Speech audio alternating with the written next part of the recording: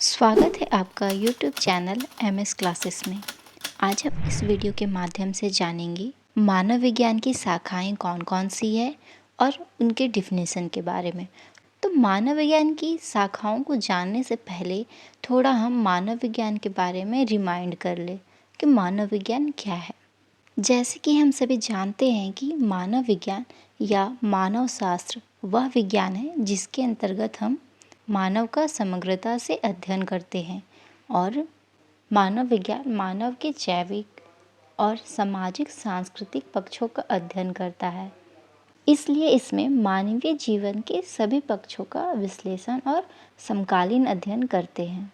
ये तो हो गई मानव विज्ञान क्या है, लेकिन हमारा तो मेन मकसद है इस वीडियो के माध्यम से मानव विज्ञान की शाखाओं के बारे में जानना। तो आइए जानते हैं।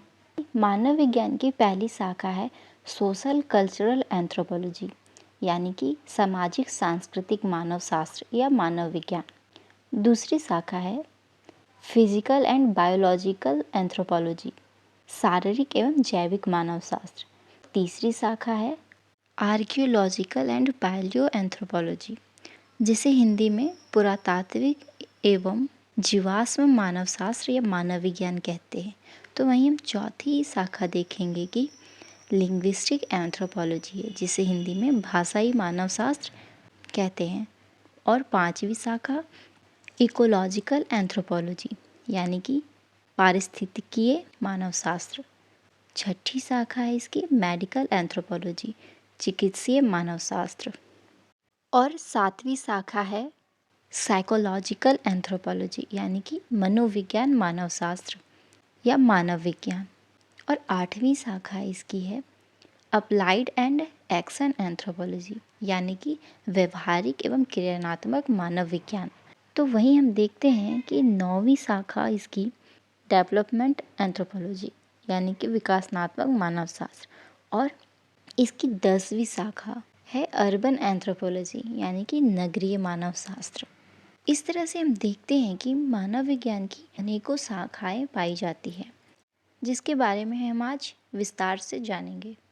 तो आइए जानते हैं मानव विज्ञान की पहली शाखा के बारे में, जो है सामाजिक सांस्कृतिक मानव विज्ञान।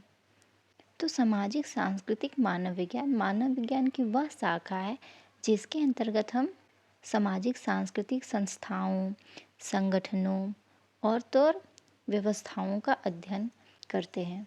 और हम देखते हैं कि मानव विज्ञान में उद्विकासीय सिद्धांत की स्थापना के साथ साथ ही सांस्कृतिक मानव शास्त्र की स्थापना होती है। और तो और उद्विकासवादियों ने संस्कृति और सांस्कृतिक संस्थाओं के विभिन्न काल में स्वरूप को समझने के लिए उद्विकासीय शब्द को एक व्याख्यात्मक अस्त्र के रूप में भी प्रयोग किया है। अगर हम देखें कि सामाजिक सांस्कृतिक मानव विज्ञान में अनेकों उद्विकासवादियों का योगदान रहा है, जिनमें से प्रमुख थे मेलिनोवस्की और टायलर महोदय और तो और रेडफिल्ड ब्राउन। इन सभी का सामाजिक सांस्कृतिक मानव विज्ञान में विशेष भूमिका देखने को मिलती है। अगर हम सामाजिक सांस्कृतिक मानव शास्त्र या मानव विज्ञान की विषय वस्तु को देखें तो जानेंगे कि सामाजिक सांस्कृतिक मानव विज्ञान की मौलिक अवधारणाएं, जैसे हम बोल सकते हैं कि समाज, संस्कृति, सभ्यता, सामाजिक संरचना और सामाजिक संगठन, और तो और झुंड, जनजाति, सामाजिक सांस्कृतिक परिवर्तन, सामाजिक परिवर्तन और तो और आधुनिकरण। और आगे देखें तो देखेंगे कि विवाह और परिवार के स्वरूप, प्रकार और परिवर्तन, नातेदारी व्यवस्था, धर्म, जातु और विज्ञान, आर्थिक व्यवस्था, राजनीतिक व्यवस्था, भाषा और उसकी संस्कृति में संबंध। इस तरह की सभी विषय वस्तुओं को हम सामाजिक सांस्कृतिक मानव शास्त्र या मानव विज्ञान के अंतर्गत देखते हैं। और तो और हम यह भी देखते हैं कि मानव विज्ञान में सामाजिक सांस्कृतिक मानव विज्ञान का विशेष महत्व है। जैसे ही हम बोल सकते हैं कि इसके द्वारा विश्व के सरल समाज के रीति रिवाज को जानने का अवसर भी मिलता है और इसके द्वारा देशों और विदेशी प्रथाओं को भी समझने का अवसर मिलता है। और इसके द्वारा हम दूसरे संस्कृति की जीवन शैली का भी अध्ययन करते हैं, और तो और इसके द्वारा समस्याओं को सुलझाने में भी सहायता मिलती है। और हम यह भी बोल सकते हैं कि सामाजिक सांस्कृतिक मानव शास्त्र की प्रमुख महत्व यह है कि सामाजिक सांस्कृतिक मानव शास्त्रीय ज्ञान का व्यवहारिक महत्व भी है, और तो और प्रशासकों के लिए महत्वपूर्ण सूचना भी प्रदान कराती है। इस तरह से हम देखें मानव विज्ञान की पहली शाखा सामाजिक सांस्कृतिक मानव विज्ञान के बारे में। अब हम बात करते हैं मानव विज्ञान की दूसरी शाखा के बारे में, जो है शारीरिक और जैविक मानव विज्ञान। तो आइए जानते हैं हम शारीरिक और जैविक के मानव विज्ञान के बारे में। शारीरिक मानव विज्ञान की वह शाखा है जिसके अंतर्गत हम मानव की उत्पत्ति, उद्विकास, प्राणी जगत में स्थान और शारीरिक विशेषताएं, जैविक विशेषताएं और तो और प्रजातीय विशेषताओं का भी अध्ययन करते हैं या जानकारी हासिल करते हैं। और तो और साथ में हम यह भी देखते हैं कि पृथ्वी के गर्भ से विभिन्न स्तर से प्राप्त प्राणियों की जीवाश्म का भी अध्ययन करते हैं, और तो और इन जीवाश्मों का अध्ययन कर ही मानव शास्त्रियों ने प्राणी जगत में मानव का स्थान भी सुनिश्चित किया है, और यह प्रमाणित हुआ है कि मानव प्राणी जगत का स्वामी भी है। जैसे हम बोल सकते हैं कि मानव शरीर की बनावट ही कुछ ऐसी है जिसके द्वारा उसकी संस्कृति का विकास किया और विभिन्न प्रकार का आविष्कार भी किया, और विकास के पथ पे निरंतर अग्रसर है, यानी कि बढ़ते ही जा रहा है।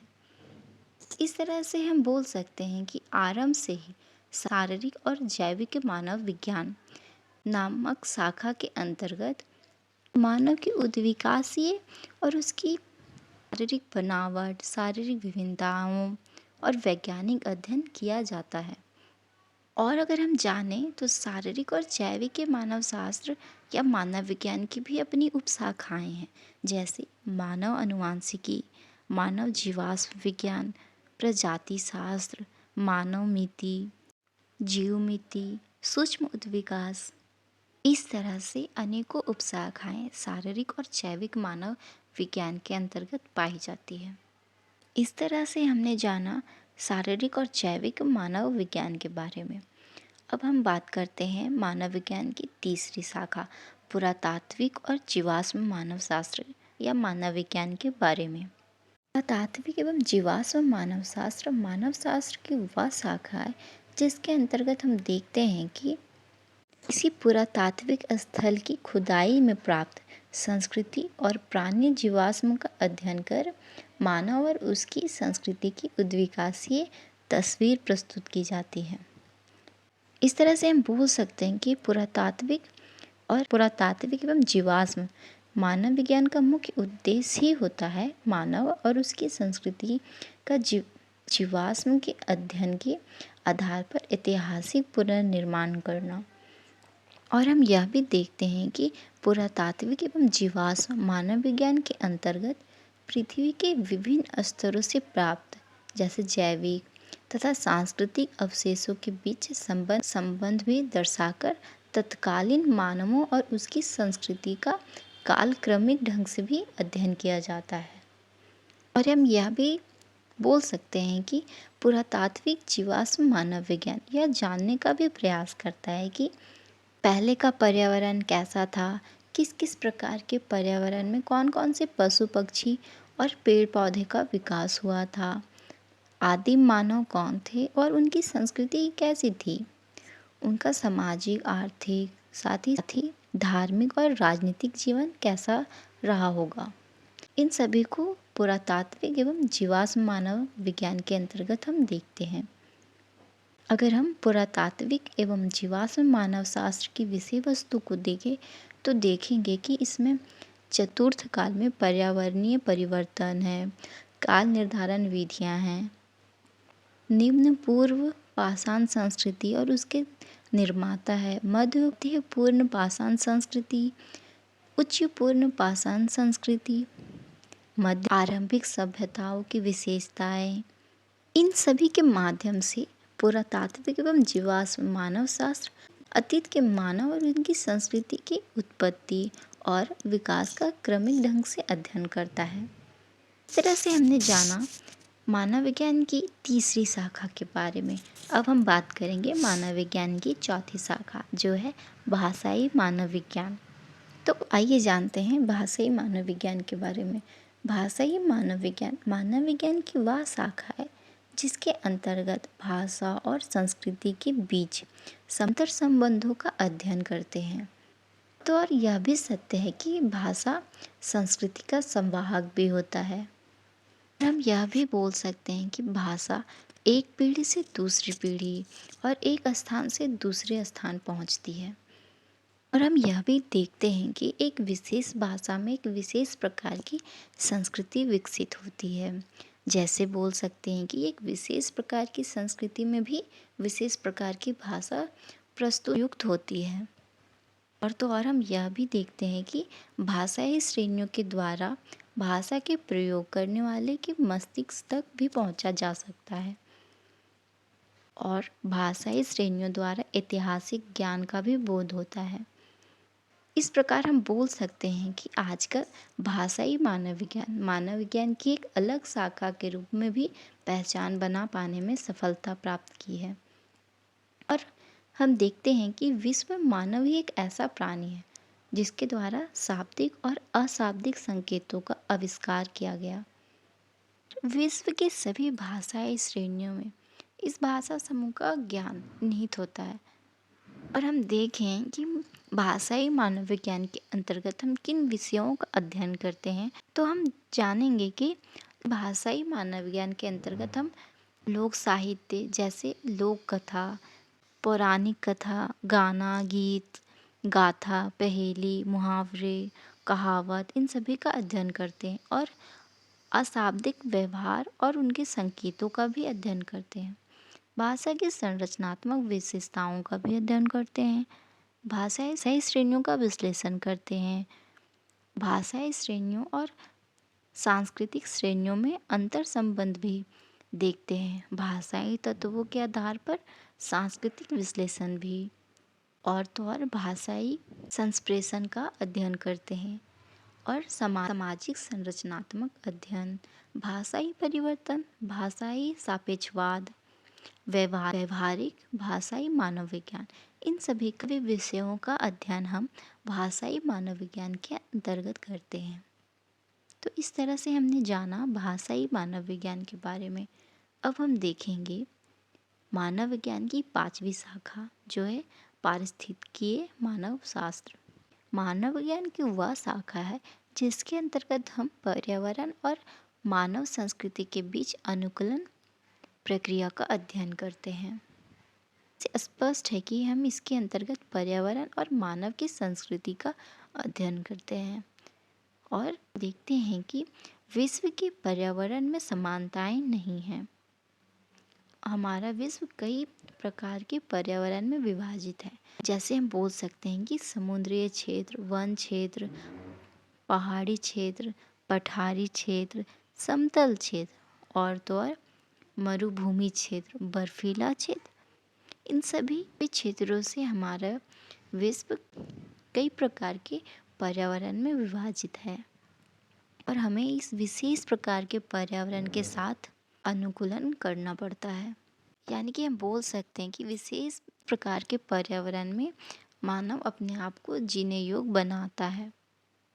इस विशेष प्रकार के पर्यावरण में एक विशेष प्रकार की सामाजिक और आर्थिक व्यवस्था का भी विकास होता है जिसका प्रभाव वहाँ रहने वाले लोगों पे पड़ता है। इस तरह से हम बोल सकते हैं कि पर्यावरण यानी पारिस्थितिकीय और मानव में घनिष्ठ संबंध है। पारिस्थितिकीय मानव विज्ञान के अंतर्गत हम विषयों का अध्ययन करते हैं। जैसे हम बोल सकते हैं कि पारिस्थितिकीय एवं जनसंख्या घनत्व, पारिस्थितिकीय गृह निर्माण और भौतिक संस्कृति, पारिस्थितिकीय सांस्कृतिक व्यवस्था, सामाजिक व्यवस्था और दार्शनिक व्यवस्था, पारिस्थितिकी एवं भोजन सामग्री, पारिस्थितिकीय स्वास्थ्य, रोग एवं उपचार से संबंधित, पारिस्थितिकीय एवं उद्योग धंधे, पारिस्थितिकी एवं अपराध, पारिस्थितिकी एवं विकास, पारिस्थितिक एवं प्रजातीय तत्व, पर्यावरण संरक्षण, पर्यावरण संतुलन, इन सभी का अध्ययन हम पारिस्थितिकी मानव शास्त्र के अंतर्गत करते हैं। हमने देखा कि पारिस्थितिकी मानव विज्ञान क्या है, इसके अंदर हम किन किन विषय का अध्ययन करते हैं और इनके अंदर से संबंधित जानकारी प्राप्त होती है। तो आज के लिए हमने मानव विज्ञान की प्रमुख शाखाओं में से 5 शाखाओं की बात की। अगले 5 शाखाओं की बात हम दूसरे पार्ट में करेंगे। आज के लिए बस इतना ही।